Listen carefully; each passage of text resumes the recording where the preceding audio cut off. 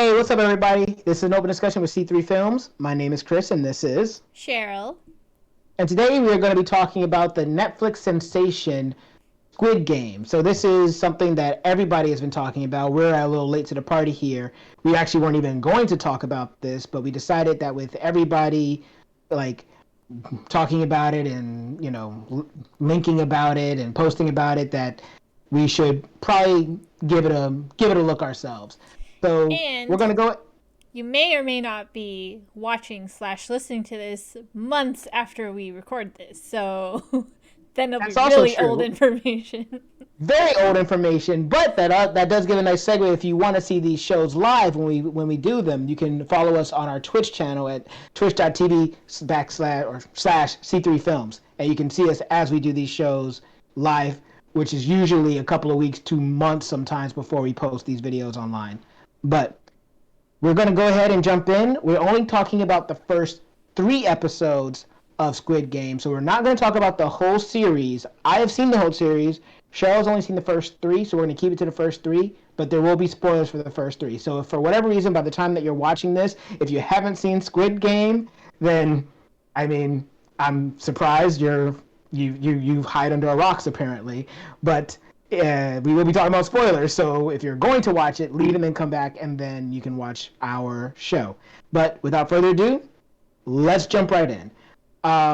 Just tell me a little bit about like what your experience was before coming into Squid Game, Cheryl. Before we actually talk about the show, like how did you come to discover it and all that? Well, it was actually from my roommate. My roommate told me about it first, and she didn't tell me what it was about. She just said it's Korean and it's bloody. You're gonna love it. And I was like, oh, okay, sure, I'll watch it at some point. But I was kind of putting it off, and then she kept like there were just some random times where she would just like run up to me and just be like, watch Squid Game, and then she'd just leave. So I was like, oh, Squid Game. okay, noted. Exactly. And then my boyfriend watched it without me, and he also said it was good and that I should watch it. And I just see like people on social media talking about it all the time about how good it is. And then now, I think it's been long enough, memes are starting to come out, and so I'm trying not to look at them because I don't want to ruin it. Yeah. So that's my experience. It's been really hyped up for me, Yeah. which, you know, leads to disappointment. We'll get into that in a moment. So I was the complete opposite. I came across Squid Game a couple of weeks ago, like before the hype had built up on it, but around the time when it just released on Netflix. And I was eating one morning, and I like to put something on in the background while I eat. So I literally was just I saw that it was in like some of the recently released things on Netflix, and I said, you know what? I watched Sweet Home on a whim, and I enjoyed that, which is another Korean television show that's based off a comic book. In that case, so I said, you know what? Let's throw this on. I'm planning on watching Alice in Borderland at some point, so let's go ahead and just throw on Squid Game and see how it goes. And I didn't really know what to expect about it. So everything that I saw just caught me off guard. No one had prepared me. Nothing had prepared me. And my roommate was, because she's working from home, she was in the living room and she was kind of looking over my shoulder while she was working and seeing what I was watching. And I found the first episode very intriguing. And before I knew it, we had watched 6 episodes because we were just like, wow, this is kind of fun. I'm invested in seeing how this progresses. And then yeah, and then we finished it within like two I want to say 2 days, maybe 3 days, and then next thing I know, it's blown up and everyone's talking about how great Squid Game is. So my experience, not expecting anything and going into it blind, I was very pleased, and I did not have the disappointment that it sounds like you were feeling. But this might be a good time to talk about the first 3 episodes and basically what led, like why did you feel that way? What was it about the first 3 episodes that didn't? It doesn't sound like it really got caught your eye. Yeah, so I watched the first episode, and I was just like, I don't get what all the hype is about. I didn't think it was bad, but I thought it was Yeah. somewhat predictable because, I think they gave enough hints, and it was kind of following like your basic storyline almost. And I think like when they were signing the thing, the consent form, it said like players will be eliminated, and it was like, so Oh they're yeah, gonna they're gonna die. die. Yeah, I Yeah, mean, I know my roommate told me that like people die, but I also just like knowing it's Korean, I'm like, Korean has like Korean movies and shows kind of have that tendency to be not be like that, happy. right? Yes. so so I kind of like picked up on that anyway. I don't think that the fact that my roommate told me that it would be bloody would have ruined that for me anyway. So I was kind of like, oh, and then as soon as they started playing the first game, I was like, well, I already know that they're gonna die. Like the people that don't play the game right are gonna die, and so then I was like, well, I feel like the way that the first episode ended didn't lead me. It didn't leave me with something to grab me and be like, I want you to wonder what's gonna happen next to Yeah. make you watch it more. I felt like I already knew what was gonna happen. And like I kind of had the whole thing in my mind where, I mean, obviously they're gonna keep playing. I didn't know that they were gonna stop playing and go home. But then Yes. they ended up going back to play anyway. So I was like, okay, so it's a little different, but it's still kind of going along with the thing of what I thought were like they're going to play the game. That's why it's called Squid Game. So it's in that way it's predictable. What's not predictable is like how things are starting to go off the rails a little bit in the terms of like the characters are starting to do things to kind of not go along with the plan. Yes. And that's why I think now it's kind of starting to get interesting, and that's like by the end of episode 3. End of episode Right. 3 is when I'm like, okay, Yeah. I'm starting to not see where this is going. So now I'm intrigued, but it took me 3 episodes. And I think that's a fair assessment. When I watched the first episode too, and once again, I didn't know anything going in, but I also was like, okay, this is clearly a death game, right? So I don't think that the show is so much about the predictability in the beginning, because I also was caught off guard when they did stop playing the game. But even that is used as a storytelling device because they stop playing the game so that they can give you a realistic view of why people would play this game. So they all leave to go back to their lives and they all realize that their lives are miserable, and then they come back to continue the game because they have nothing else that they can do to help their situations. You know, um, I forget his name, Gongyu Gyong, the main character. Before he starts the game, his I don't think he knows about. I don't think he has information about his mom's condition and the hospital thing. But when he stops playing the game and goes back, he finds out about his mom's condition, and now it's like, well, I don't have the money to pay for this, and I'm not gonna use my ex-wife's boyfriend's money, so I guess I have. It's like it's the down. All these people are down and out on their luck, or they have issues. They can't support themselves. So they use that as a way to give a reason to like, okay, these people playing this game, there's no way people would keep playing this game when they can die. But now, when you have this point where you make them leave and then realize their lives suck and they come back, now you as an audience member are like, okay, now I can believe that these people are playing the game because they've actively decided that there's nothing else they can look forward to, and I've seen their lives, and it's like, yeah, this kind of feels like almost like if they don't play this game, they'll die out in the regular world anyway. Mm-hmm. So, and I Which, thought that was interesting. yeah, I definitely after after they go home and they do the vote, and then they go home and we get to see more of their regular lives. That's when I was like, okay, I can see like there's a lot of social commentary here, and it was kind of depressing. But you're right, Yeah. it does give a reason for to explain why they would want to continue the game as opposed to trapping them there and forcing them to play the game, but it also gives opportunity for them to go home, and then for some of them to go back into it with tactics. Yep. And I think the tactics part is actually really interesting because we have that one lady who like brought a knife with her, and then so they're starting to like try to figure. I mean, at least she is. I think she's the only person that's being pretty tactical about it. Um, but I think that like with the other guy being really smart, the educated one, Yeah, with the glasses. although he didn't really help with that second game anyway. But I feel like maybe for the third game they're really gonna start to like figure out how to navigate through these challenges. And they're like building a team, which I think is cool. And then we have the detective um, who is like infiltrating, and that's really exciting. We don't know what he's gonna find out. He almost got caught, so that made it really like raising the stakes and stuff. And now he has a square mask, which is a higher rank than circle. So I'm interested to see where that goes. Yeah, and that's another thing that's really good, what you just mentioned. The ability to be able to tell things within the story without actively being told them.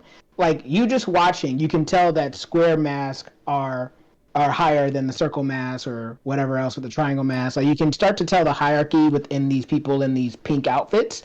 Um, and and that's another reason that I like the game because or like the show because they don't actively tell you through dialogue. This is the hierarchy. You obey people in this mass. You obey people in this mass, and you guys obey people in this mass. You just organically receive that information through the interactions that you're experiencing within the world. So I really like that, and the the inclusion of the police officer's storyline was a is a good addition for me too, because now we have this almost kind of X factor that we don't know what's going to happen with him because he is not in the game himself. He's an observer, and so how is that going to affect our players, who, as far as we understand, are going to only be able to operate within the rules and the realm of the game. But this character can operate outside them, and how is that going to change the game itself, and how is that going to affect how are his actions going to affect these characters within the game? So I agree that I think that that's a very strong element, and that's another part where I started to really become more invested in the show. Yeah, I think the other thing that's really interesting about the show is they kind of make it about a lot of people who are like not great people. And they spend Oh a yeah, lot of time with the main character showing you how like not that great of a guy he is, where he's definitely not good to his mom. He's a terrible father. He's very selfish, which is a great starting point for growth. So we know he's gonna grow, and which is great. But I kind of like the idea of like almost all of the characters, even the villains, are like not great people, and really, I guess the only person that is good is the detective. So yeah. and but He's the we only won't know one. what his real backstory is, so we'll figure that out, or I will figure that out. You know everything already. Yeah, oh, yeah, yeah. But no, but you're right. Like even the characters, like the smart character that you think, oh, he's smart, he has a team, he'll be a good person, but then you see him actively lying or sabotaging his own teammates, which is not too smart. Like, why aren't you helping the people that want to help you? He clearly figured out in the second game, he figured out what the second game was, but he didn't say anything. And he could have caused the deaths of his teammates. So he clearly is, he understands how to play the game, but at the same time, he is willing, he understands that people need to die for him to win.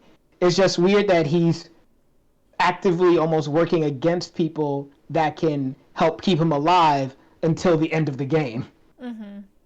Yeah, it's tough. I mean, it's hard to strategize and when you're in that situation, I suppose. But like, but you're right. Like he's gonna have to compete against them at some point. So, but I feel like I would probably wait until the last minute to do that.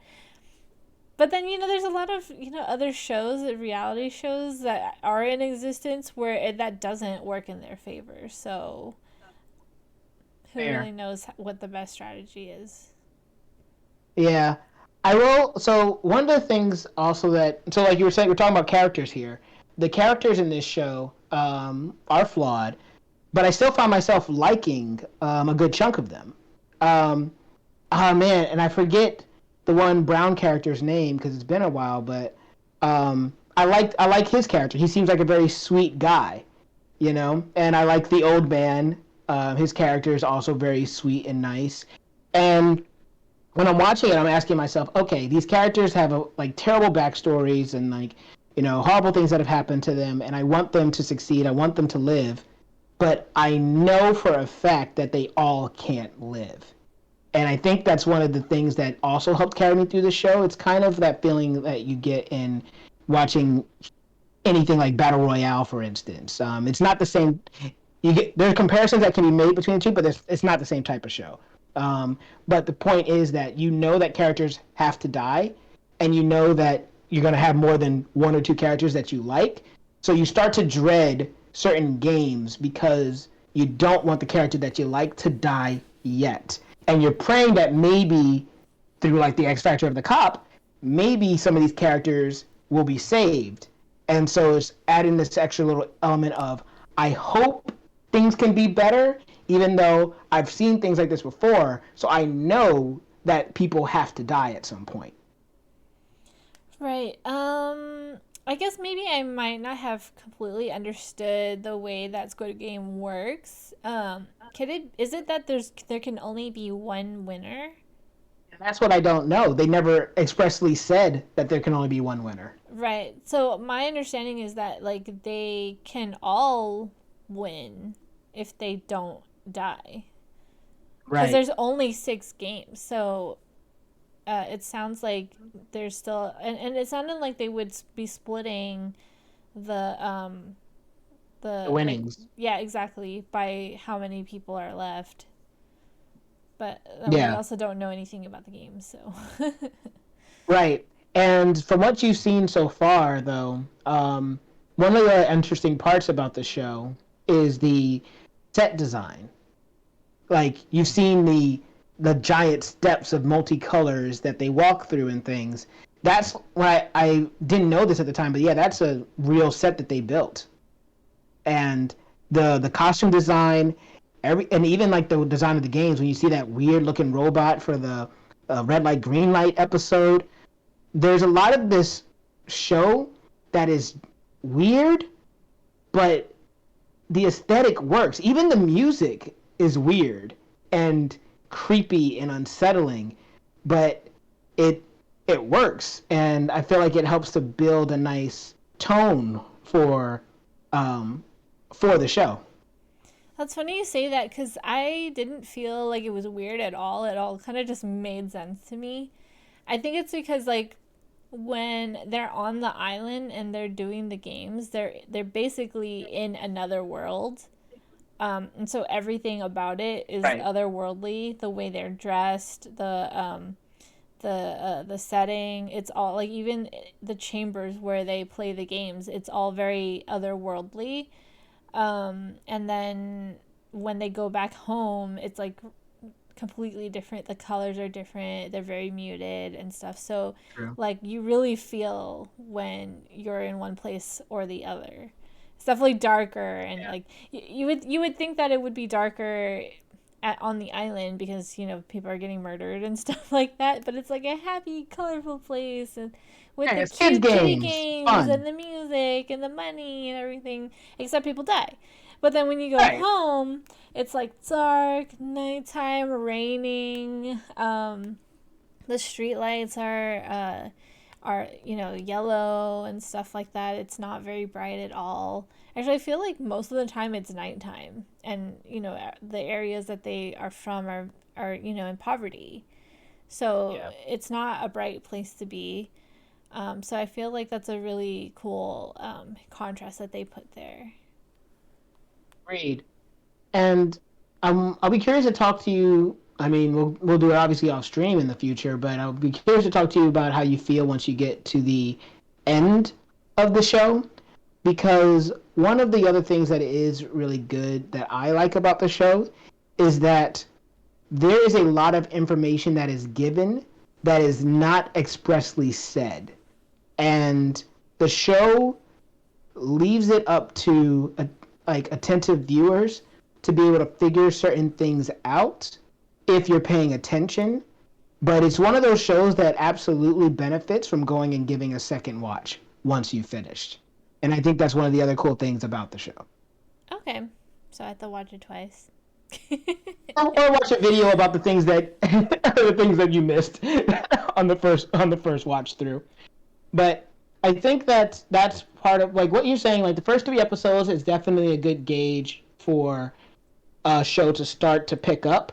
Like whenever I watch anything, I always try to give it three episodes, and like with this, they're like almost hour long episodes, so it can feel kind of on the long end. But I agree that it picks up basically once they come back into the game because the first episode is spent a lot on showing who the main character is solely. Like it's basically all about him. We don't really get to learn about the other characters until the second episode.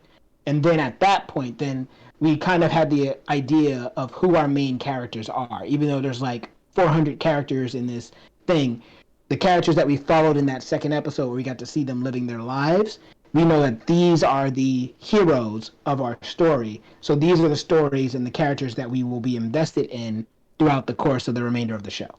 Mm-hmm. I kind of like that we spent so much time with one guy at the beginning, and then like later when they go back, then we get to see what everyone else was coming back to.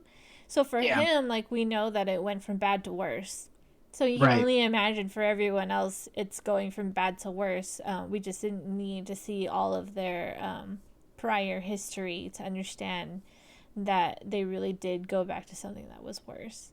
The Yeah. only thing was just the old guy, the 001, Hmm. which I think he might be my favorite character. I just thought it Really? was like funny because when they were doing red light, green light, he was like having such a great time playing that game. And I think like it's kind of, telling because he's an older guy. Like he's already lived. So this is kind of exciting for him. Plus he's already, gonna die soon anyway because he has cancer. Yeah.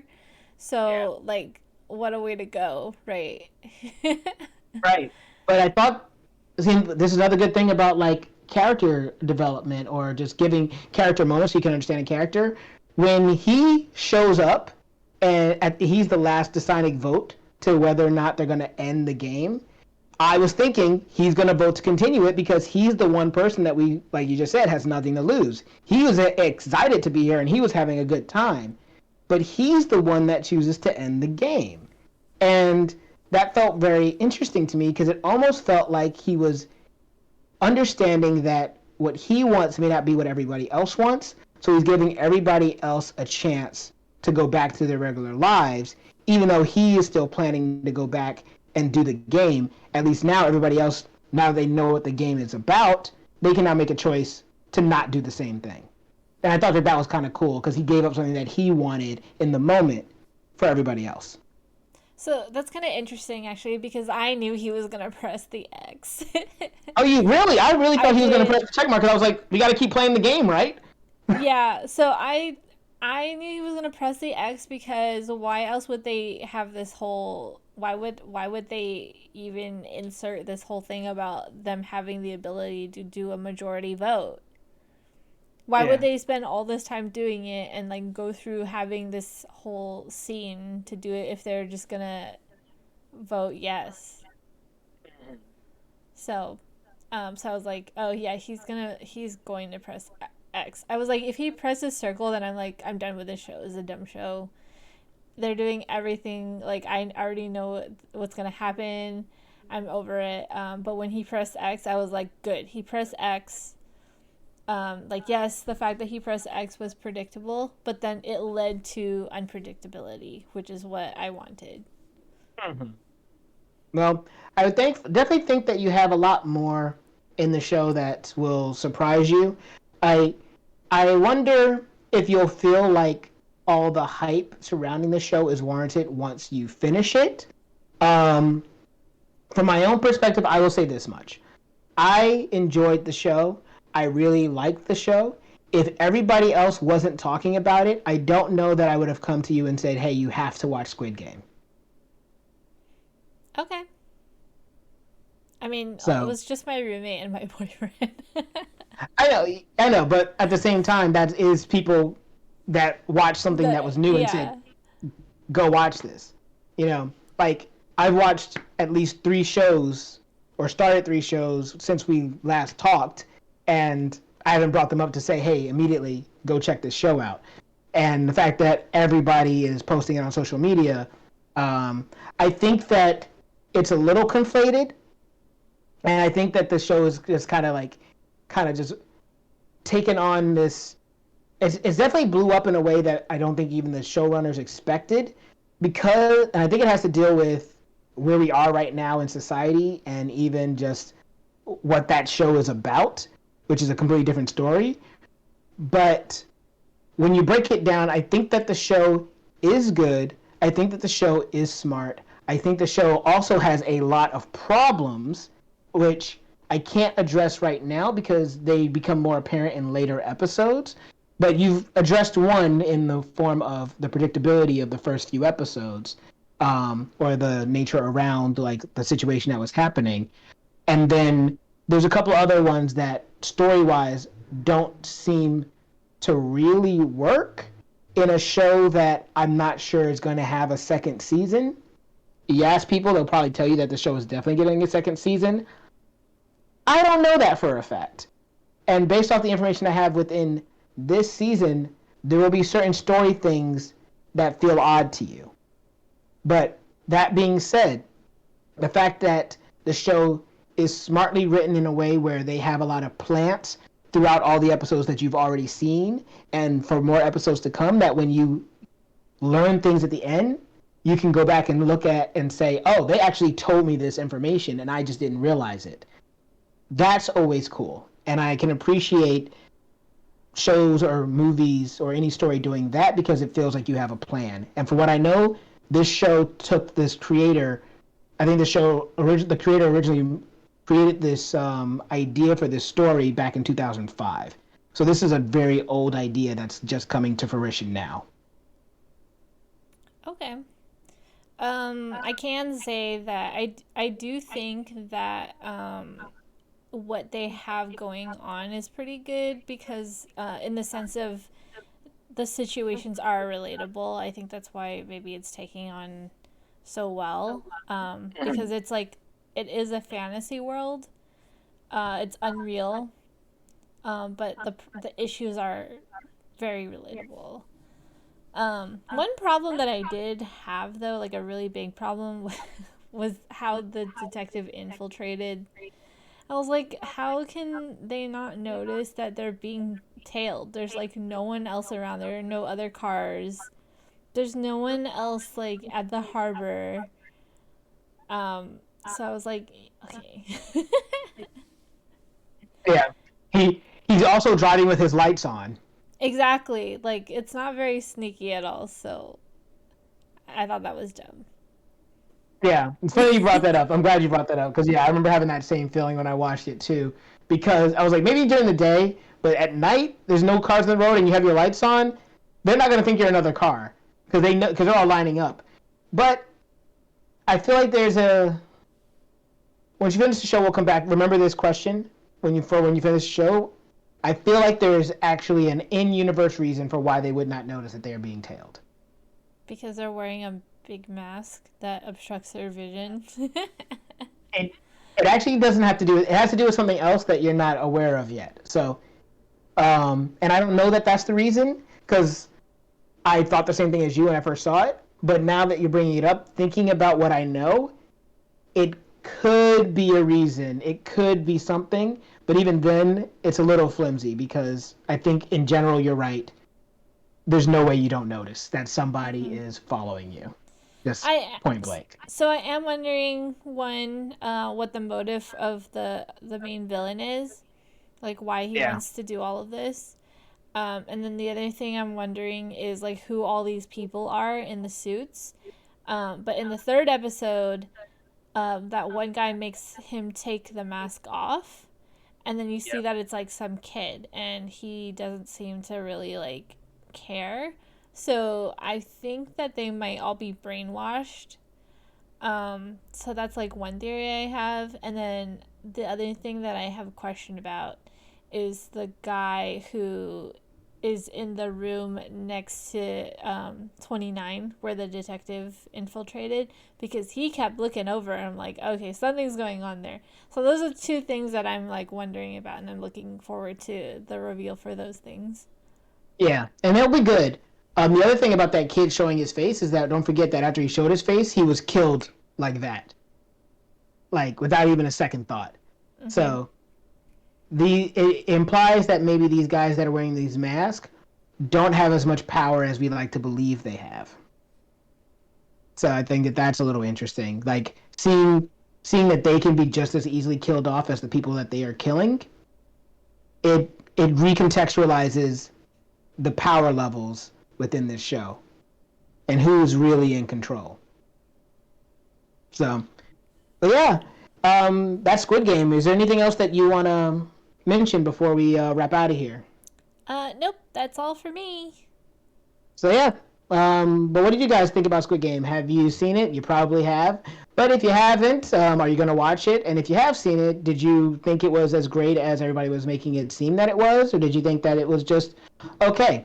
Whatever you thought about it, comment below. Let us know. And while you're down there, if you give us a like, share, and subscribe. Even if you don't, though, I have been Chris, and this has been Cheryl, and we'll see you all next time.